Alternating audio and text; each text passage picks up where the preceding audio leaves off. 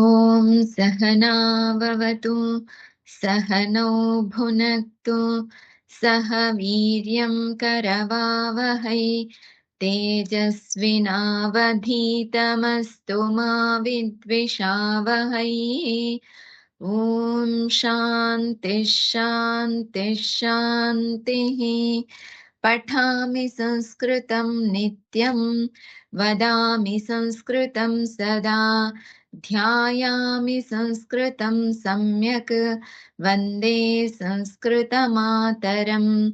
वाक्यकारं वररुचिं भाष्यकारं पतञ्जलिं पाणिनिं सूत्रकारं च प्रणतोऽस्मि मुनित्रयम्। Anybody Maheshwara Sutrani?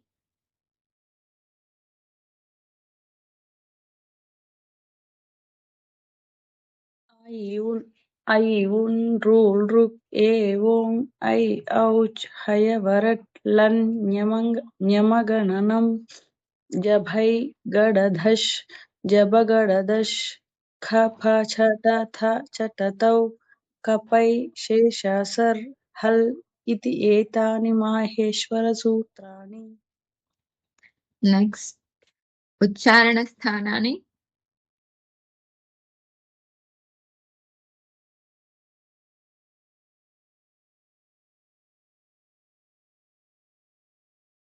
अकूह विसर्जनीयानां कण्ठः किचुयशानां तालु ऋटुरसानां मूर्धा ऋतुलसानां दन्ताः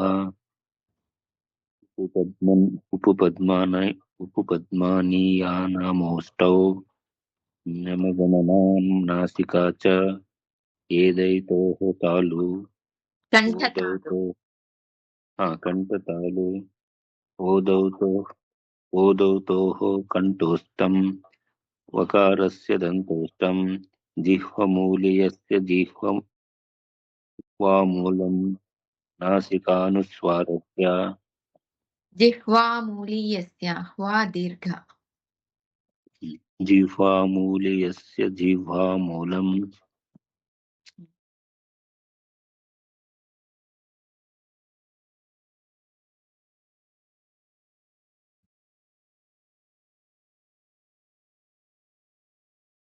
What is the Rama Shabda? Prathama Vibhakti. We as in Ramaha Ramo Ramaha. we saw Prathama and Dvitiya, right? Yes. Both. You can say both Prathama and Dvitiya. Ramaha Ramo Ramaha Ramam Ramo Ramaha. Raman. Ramaha Ramo Ramaha Ramam Ramo Rama. Next Ishvaraha. Ishvaraha Ishvarau Ishvaraha Ishvaram Ishvarau Ishvaran. Drupaha. नृपः Nrup- नृपौ hmm. नृपः नृपौ नृपाः नृपं नृपौ नृपान् Hmm.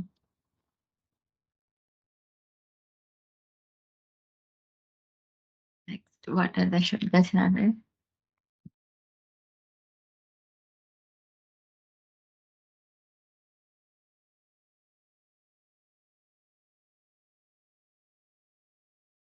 Balakaha. बालकः बालकौ बालकाः बालकं बालकौ बालकान् Manushya. मनुष्याः मनुष्यौ मनुष्याः मनुष्यान् मनुष्यौ मनुष्यं मनुष्यौ मनुष्यान् Prathama Vibhakti Ekavachanam Manushyah, not Manushaha. मनुष्यः मनुष्यौ मनुष्याः मनुष्यं मनुष्यौ मनुष्यान् Yes. Nara.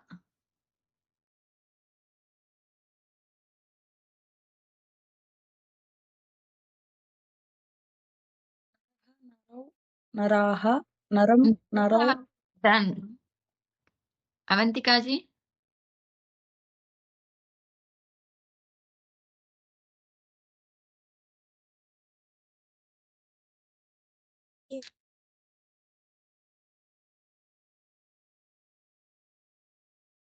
We cannot hear you.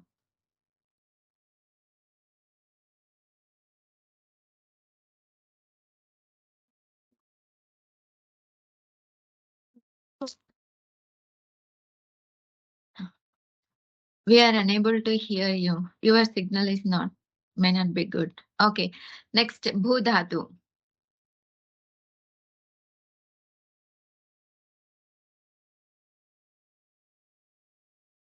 भवति भवतः भवन्ति भवसि भवतः भवता Next, Pat. पठति पठतः पठन्ति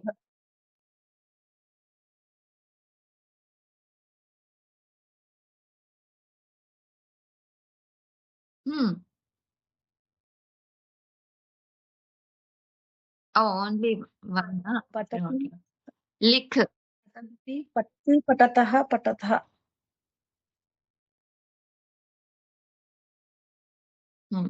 Likh.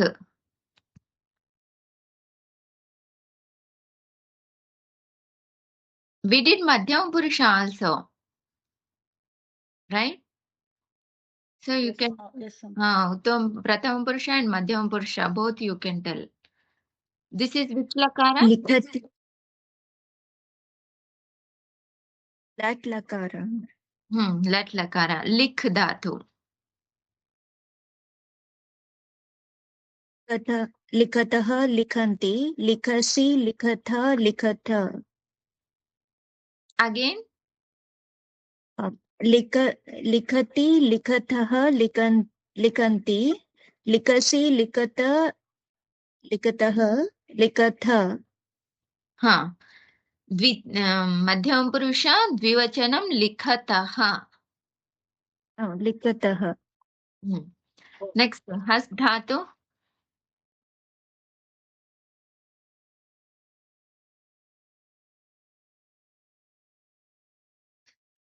हसति हसतः हसन्ति हससि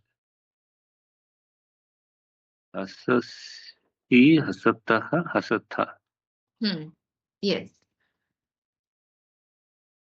Next, Gam dhatu. Anybody is remaining?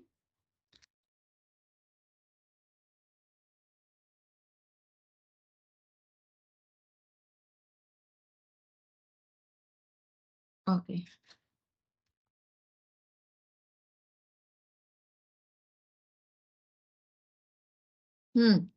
Tat shabda. Prathama vibhakti. Ekavachanam, dvivachanam, bahuvachanam. तः तौ What is?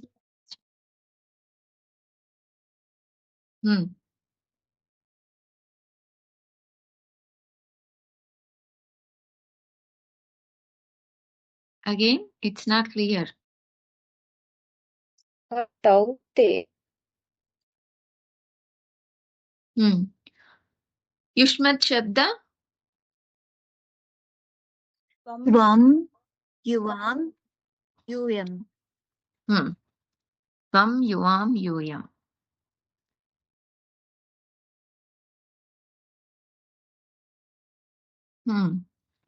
Pustakam.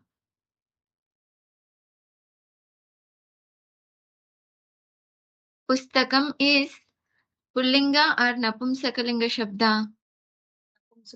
नपुंसकलिङ्ग लिंग Okay. Napumsakalinga, Visa, Prathama and Dvitiya both.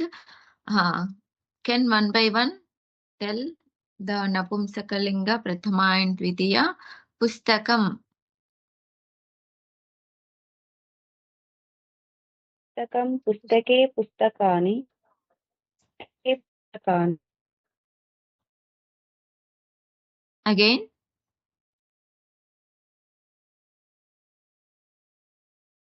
पुस्तकं पुस्तके पुस्तकानि पुस्तकं पुस्तके पुस्तकानि Next, Pushpam. पुष्पे पुष्पाणि पुष्पं पुष्पे पुष्पाणि पत्रम, पत्रं पत्रे पत्राणि पत्रं पत्रे पत्राणि भोजनम, भोजनं भोजने भोजनानि भोजनं भोजने भोजनानि जलम,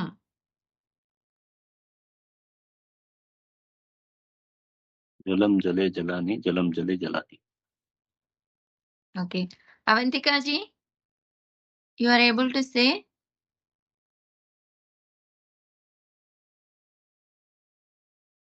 it's not logged in. Ah, okay.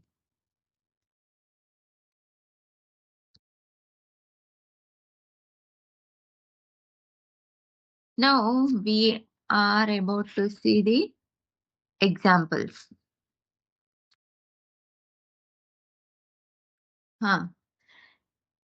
The first one is Tvam Vadasi. It should be Tvam, not Tva. Tvam Vadasi. Anuswara should be there.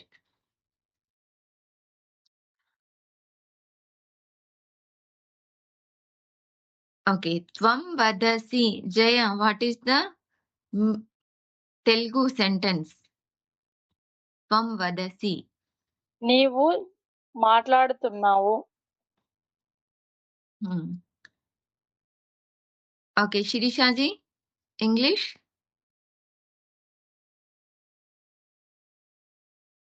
You are speaking. तुम दोनों बोलते हो. Okay, sorry. Yuvam vadatha. Here also Anuswara is missing. It should be Yuvam. Yuvam vadatha.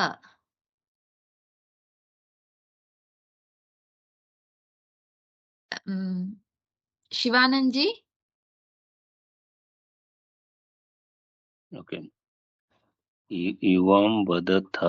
Yuvam vadatah. No. You can translate into English. Yuvam vadatha.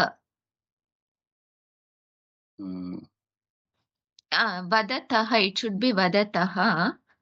Yuvam vadataha. Yuvam vadatah.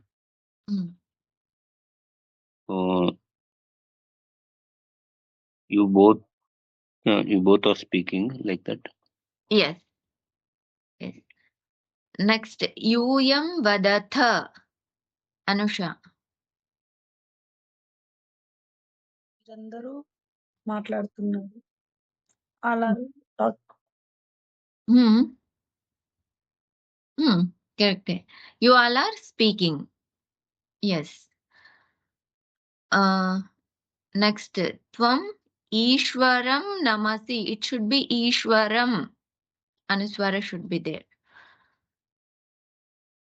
Vijayaji, Tvam Ishwaram Namasi. నీవు ఈశ్వరునికి నమస్కారం చేస్తున్నావు Yuvam Bhojanam Pachatha. Okay. Same one by one. Continue. Yuvam Bhojanam Pachatha. Jaya. Both are eating.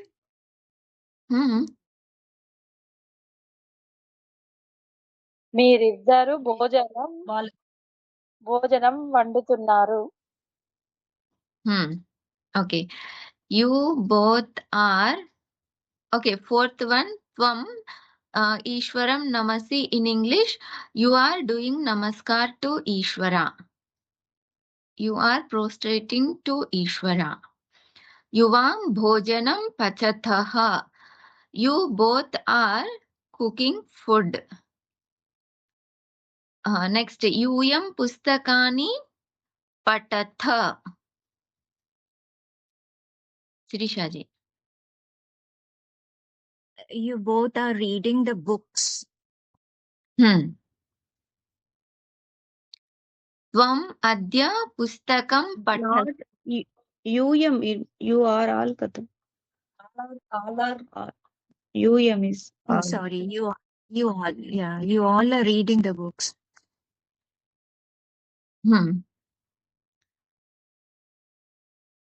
Okay, next one. Tvam adya pustakam pathasi. त्वम् अद्य पुस्तकं पठसि. Hmm. You today you are reading. Today you are reading book. Hmm. त्वम् यदा यूयं गच्छथ तदा स पत्र लिखति.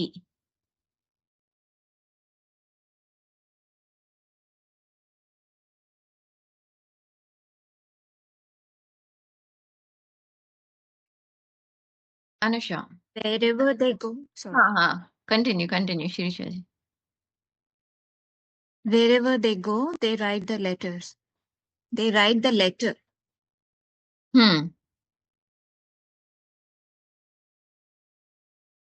Yes, wherever they go, they write the letter.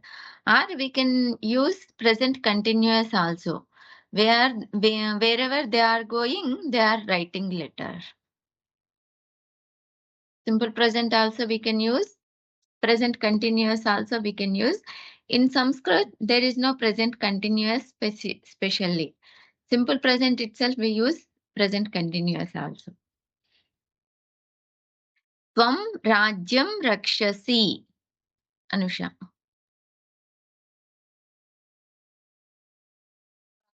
ఈ రాజ్యాన్ని రక్షిస్తున్నారు.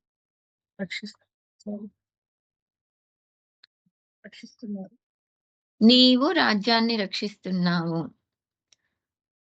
Tvam, when we use tvam, we should not use plural. We should use only singular. Tvam rajyam rakshasi. You are protecting the kingdom. In English, there is no plural singular for you. But in Telugu and in Sanskrit, singular, plural, that difference is there. నీవు రాజ్యాన్ని రక్షిస్తున్నావు. యూయం పుష్పాణి రక్షథ. విజయాజీ. వీరందరూ పుష్పాలను రక్షిస్తున్నారు. వీరందరువా మీరందరునా? వీరందరూ. యూయం పుష్పాణి రక్షథ. Yes. త్వం గృహం గచ్చసి. జయ. నీవు గృహానికి వెళ్తున్నావు.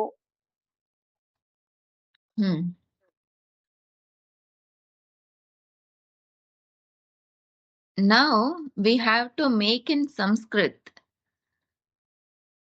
शिवानंद जी.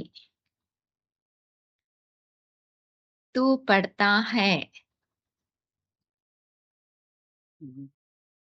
त्वं पठसि. त्वं पठसि. हाँ. नेक्स्ट शिरीषा जी. तू पत्र लिखता है.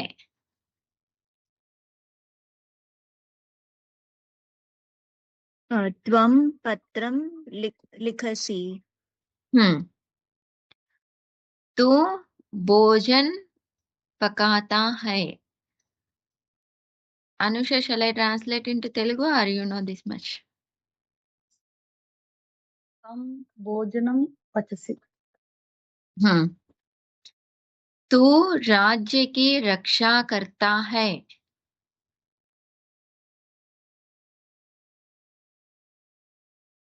त्वं राज्यं रक्षसि.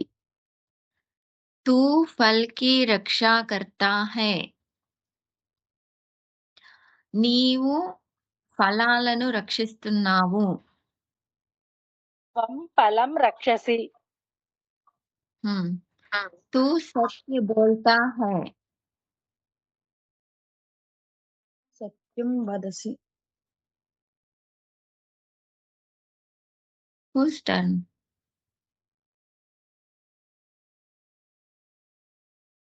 तू घर को जाता है. शिवानंद जी. त्वं गृहं गच्छसि. गृहं गच्छसि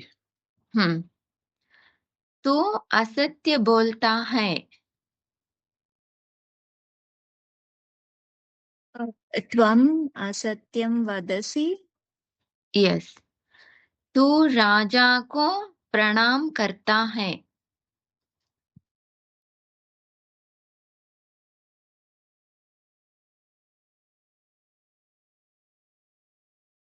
त्वं रूपं नमसि।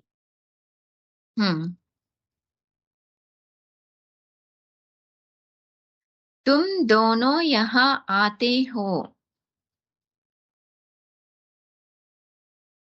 युवाम् अत्र अत्र आगच्छतः।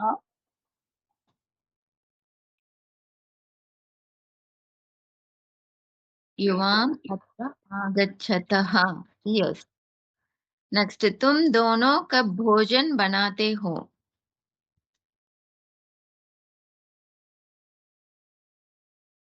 शिवानंद जी।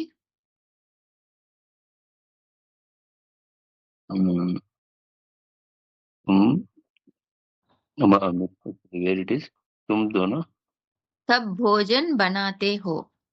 11th वन। 11th one. ओके युवाम तुम दोनों कब भोजन बनाते हो? युवाम कब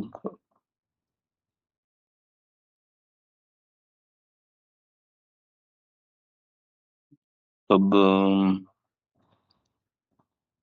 when Can see the Shabdakosha either in yeah our previous chapter. it's where यदा यदा युवं यदा भोजनं करोत् not able to translate amma can you help Okay. Tvam dono means युवा tum dono. Yuvam. Kab means kada. When. kada okay हाँ. युवं kada kada. हाँ. भोजन बनाते हो. भोजन means भोजनम. Object. द्वितीय विभक्ति. बनाते हो means pachatah. पचतः Pachatah should be dvivachanam because of UM is dvivachanam. yes okay युवं kada भोजनं पचतः Yes. Next, शिरीषा जी, तुम दोनों अब गांव को जाते हो। युवाम् इदानीं ग्रामं गच्छतः। Yes. Next, आप दोनों अब बोलते हैं। अनुषा।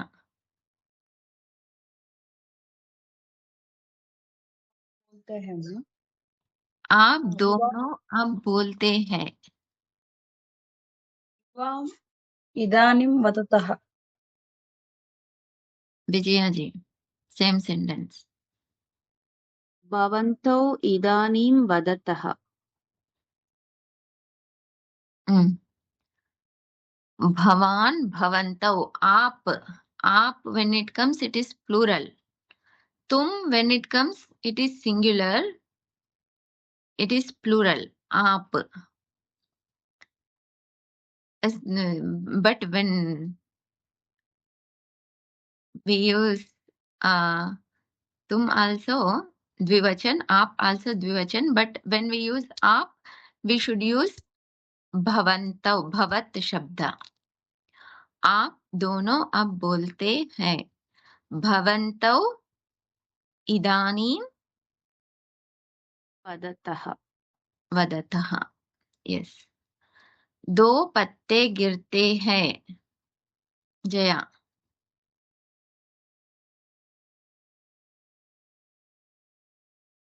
అమ్మ తెలుగులో ఒకసారి చెప్పండి అమ్మ. రెండు ఆకులు కింద పడ్డాయి. युवाम् पत्रे पततः. शिवानंद जी दो पत्ते दो मीन्स युवा मुंडे ना no Hmm. is do is the visheshana for the patte. Correct. Dau, dvau. No need of do. When we are using vivachan, it already shows that it is two, right? Patram, patre, patrani. When we say patram, one leaf. When we say patre, two leaves. Okay. So patre when we use, it is already shows two leaves. Patre patatah. Patre patatah.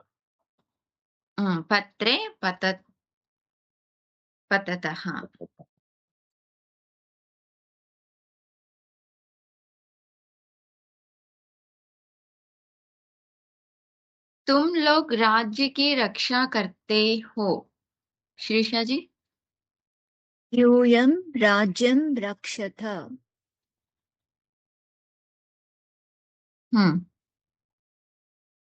Next तुम लोग ईश्वर को प्रणाम करते हो अनुषा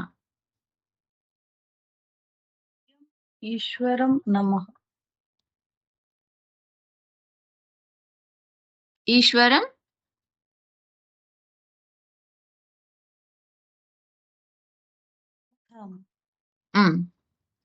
तुम लोग पुस्तक पढ़ते हो विजया जी यूयं पुस्तकं पठथ तुम लोग अब हंसते हो జయ మీరందరూ ఇప్పుడు నవ్వుతున్నారు यूयम् इदानीं हसथ तुम लोग पुस्तकें पढ़ते हो Shivanand ji Shivananji dropped out. Okay Shirisha ji continue यूयं पुस्तकानि पठत यूयं पुस्तकानि पठथ तुम लोग पत्र लिखते हो Anusha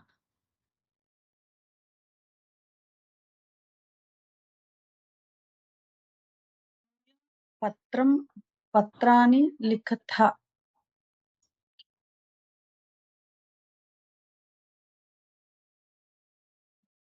Shirisha ji here patra is ekavachana or dvivachan bahuvachan how we will know in Hindi patra how to use ekavachan and bahuvachan पत्रों को पत्रों is plural, right? Patra is singular only. okay I don't know the difference that's why I'm asking okay it is singular patra is singular now you can tell again what is the vakya यूयं पत्रं पठथ यूयं patram तथा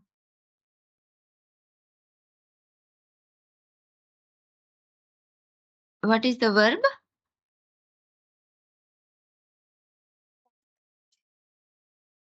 लिखते हो sorry लिखतः लिखताम sorry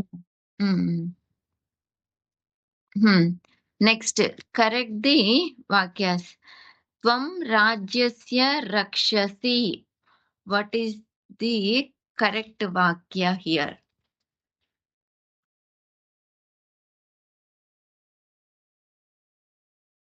विजया जी त्वं राज्यं रक्षसि युवाम् आगच्छथ जया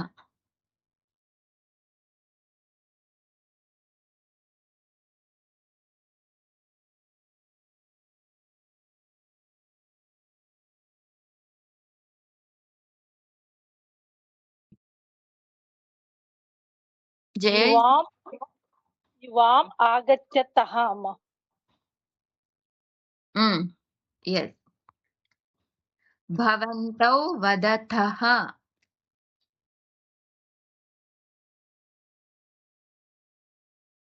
Shirisha ji. Bhavantau vadattah, the small ta, right? Yes. Yeah. Yes. Bhavantau vadataha. Shivanand ji kiya? Yes.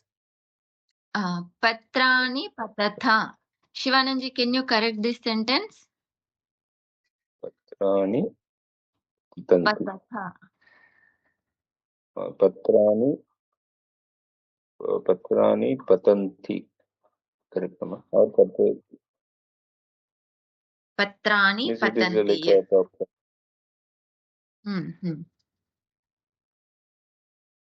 Bahuvachanam. Here one doubt amma, like it is a prathama vibhakti bahuvachana, dvitiya vibhakti bahuvachana. How to identify amma? Based on context, we can understand. Okay. So both of them can be right actually, based on the context. Yes. Based on the context only we will know. Okay. Like here, is it Prathama or Dvitiya Vibhakti?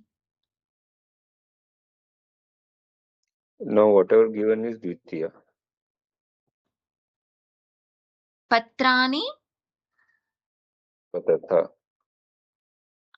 Is it Dvitiya? Bahuvachana. No, Prathama Bahuvachanam. Leaves are falling. So Okay. here Karta, this Patrani is Prathama Bahuvachanam. It is not object, right? In this Vakya, leaves are falling. Correct. So it is Prathama. Okay.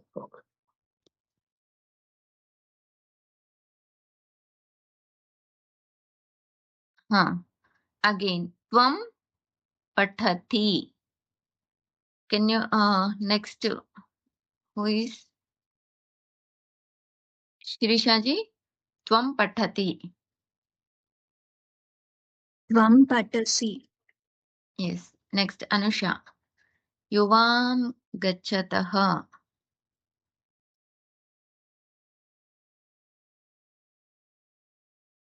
गच्छतः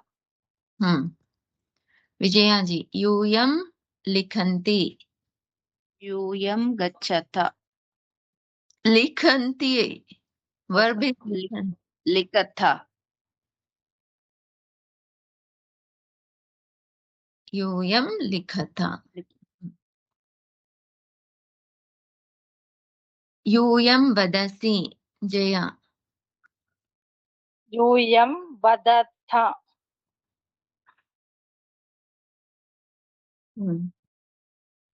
Yuvam Patatha. Shivananji. Yuvam patataha. With Visarga should be there. Yuvam patataha. Correct no? Yes. It's correct. Tvam Bhojanam Pachati. Shirisha ji. Tvam bhojanam pachasi. Bhavan Satyaha Vadati. Anusha.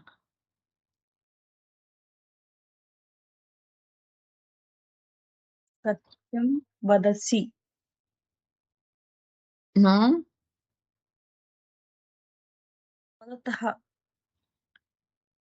Vijaya ji.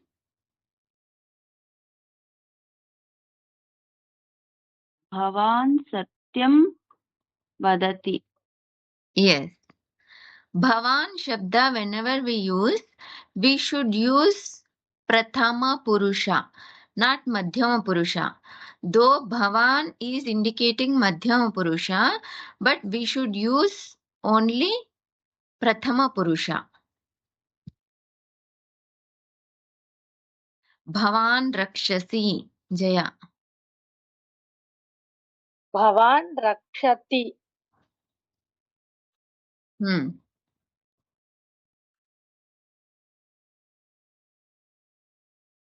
यूयं राज्यः रक्षतः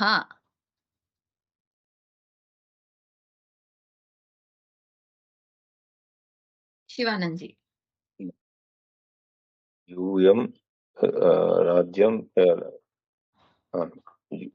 यूयं राज्यं रक्षत यस त्वं राज्यस्य रक्षसि Shirisha ji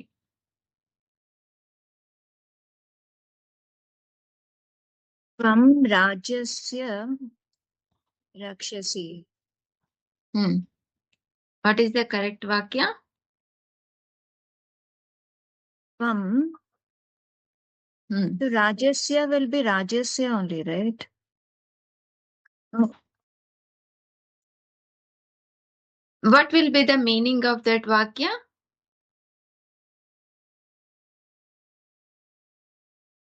protect all the kingdom. now you are protecting the kingdom Rajyam versus Rajyasaha, what is the difference? Rajyasya is sixth, Shashti Vibhakti, sixth case. Rajyam is Dvitiya Vibhakti Ekavachanam, second case.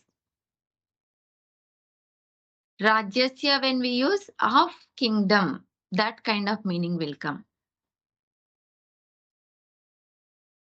Tvam Rajyam Rakshasi, you are protecting the kingdom. Is it clear? Yes, Poonaji.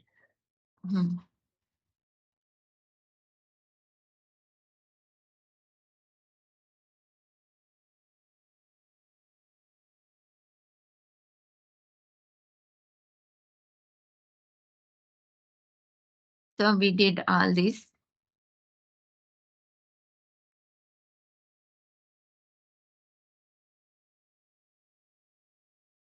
Okay, now we will go to little bit Tika.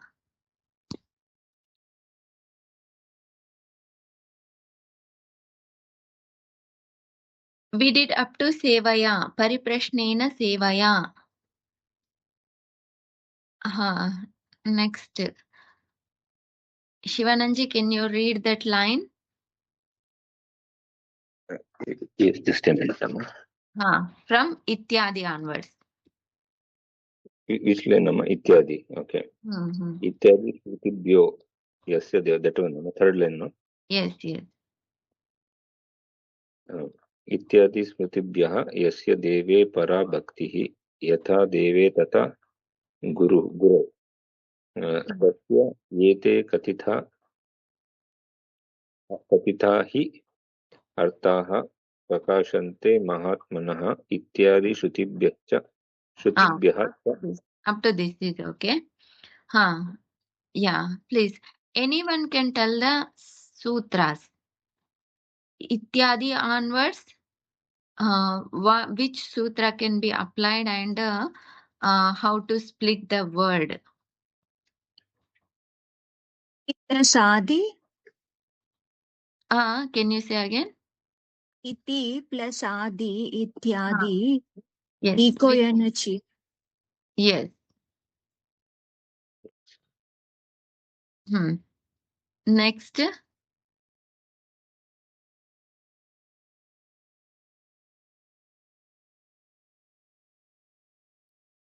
स्मृतिभ्यः स्मृतिभ्यो पर्वसानयोर्विसर्जनीयः अपि च Yes. Next.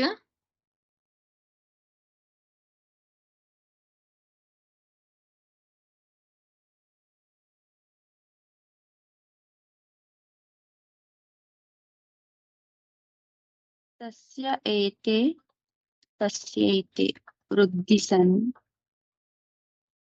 तस्य plus एते तस्यैते वृद्धिसन्धि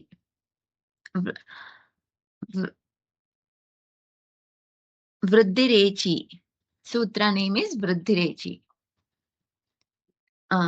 next he plus arthaha iko enachi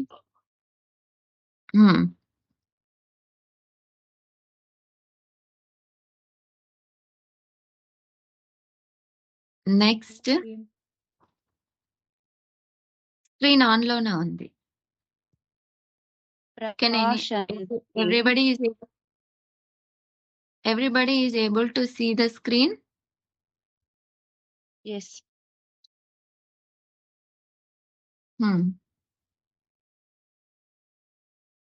prakashante naschavya prashant No.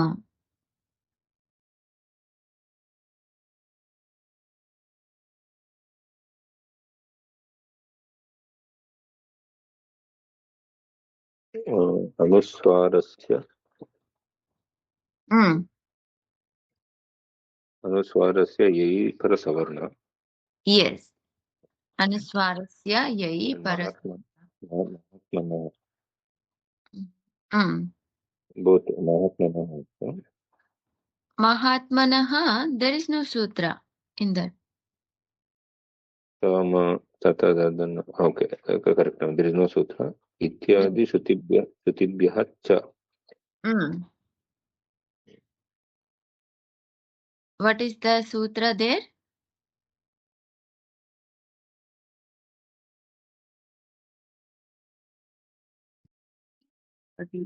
iko enachi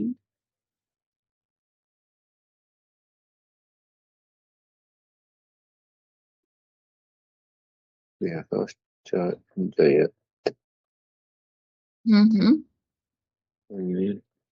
tibbyas Cha.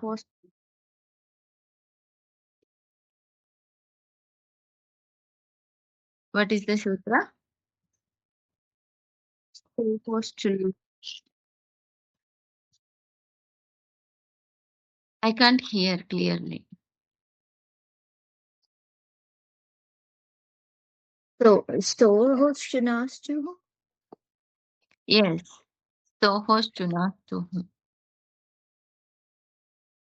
Okay, next. Shirishaji, can you read the next line? From Jayata, right?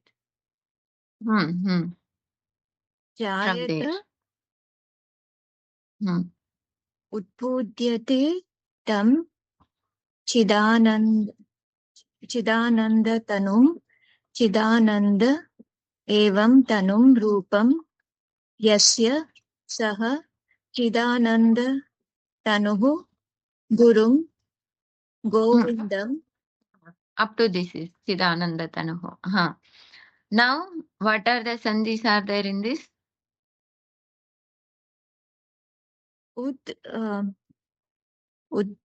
Udbhudyate is that Jayo Hyontara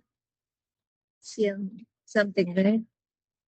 Jayo Hyontara Yeah. In that Hakara is required. In Udbudhyate, Hakara is there? No. No.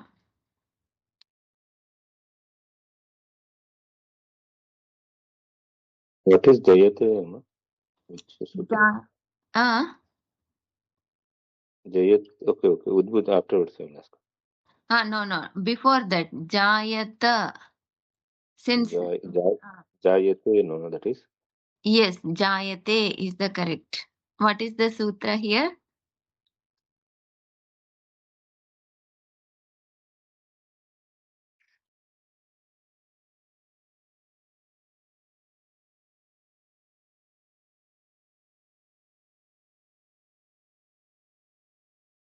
lopashakalyasya Lopaha Shakalyasya. Yes. Jayate, Ekara gets Lopa. Udbudhyate In that also, there is some sutra can come. What is that? Buddhi Atik. No.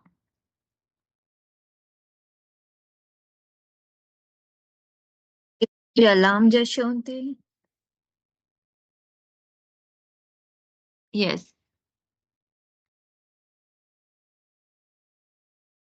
Takara will change into Dakara. Yep.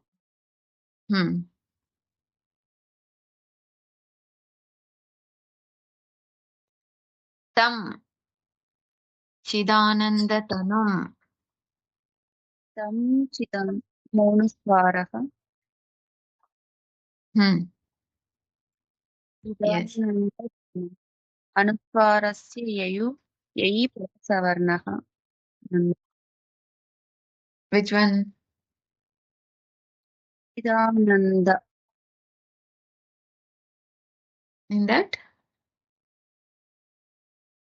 Nakara. Chidananda. Nakara. Next. Chida. Chid plus Ananda. Apah savarne dirgha.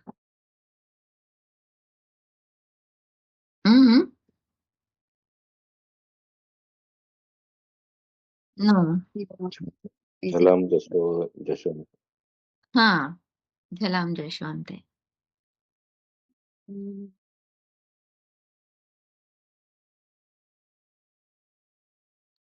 Tanum. Chidananda Tanum. Is there any sutra? Monuswara.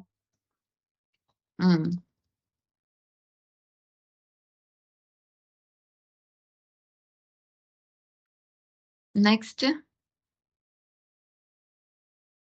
Chidananda. Anuswarasya yayi parasavarne.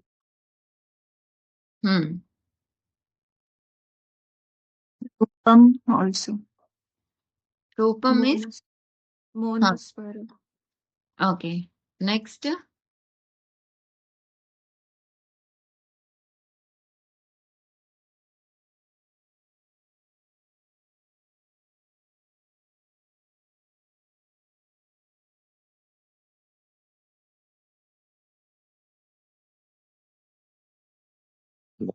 Bihi. Hmm? Gobihi. No. Up to this we can see for today. Chidananda Tanuhu. Saha Chidananda Tanuhu. No, that is again that one actually. Jalam Jashante. And one more sutra? That is Anuswara Yayi Parasavarna. Anuswarasya Yayi Parasavarnaha. Saha is there.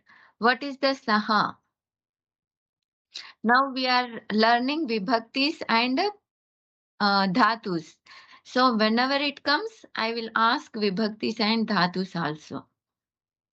Pratama Vibhakti. Vachana?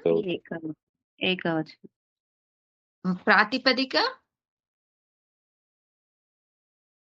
Tat Shabda. Pratipadika means from which this Shabda has come. From Tat Shabda, Saha has come. So when we say Pratipadika, Tat is the Pratipadika. Okay. Om Purnamadaha Purnamidam Purnat Purnamudachyate Purnasya Purnamadaya Purnameva Vashishyate Om Shanti Shanti Shanti Harihi Om Shri Gurubhyo Namaha Harihi Om. Harihi Om. Hari Om.